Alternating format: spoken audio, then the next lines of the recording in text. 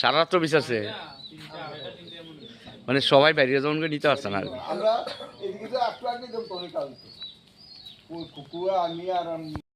তার গরু এই তো আমি ছোট ভাই আর কি। তো আমি প্রথম মানে শব্দটা প্রথমে আমি পাইছি, মানে আমার একটা সন্দেহ হয়েছিল যে কিছু একটা হইতেছে গরু ঘরের মধ্যে।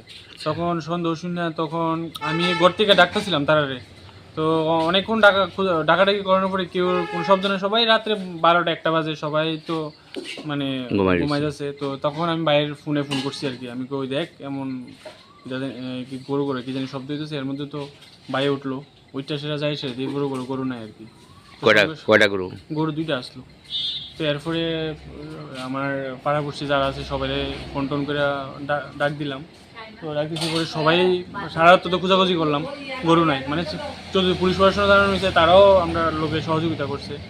তো সারা রাত খোঁজাখুঁজি করে পাইলাম না আর কি। তো ওই ভোরবেলা ভাই আবার বাড়িছে 5:30 6টার দিকে বাড়ি এসে ওই এখানে প্রায় বাড়ির থেকে প্রায় 4-5 কিলোমিটার দূরে যায়, এখানে রাবার বাগানে পাইছি আর বাইন্দা রাখছে। মানে তুলে চুলে নিতে পারছে না গরু, সবাই বেরিয়ে যাওয়ার সবাই বেরিয়ে যাওয়ার হয়তো চুলে নিতে পারছে না আর কি। 2টা গরুর দাম কত বর্তমান? বর্তমান বাজার মূল্য প্রায় 80-90 হাজার। দুটোটা কি যাত্রী? হ্যাঁ, দুটো যাত্রী। এর মধ্যে একটা বোধহয় গাব। এই জায়গাটার নাম কিটা? বিশ্রামগঞ্জ ইটবাট্টা। তোমার নাম কি? মানিক দোষ। তোমরা রই গরু? হ্যাঁ, কার্তিকা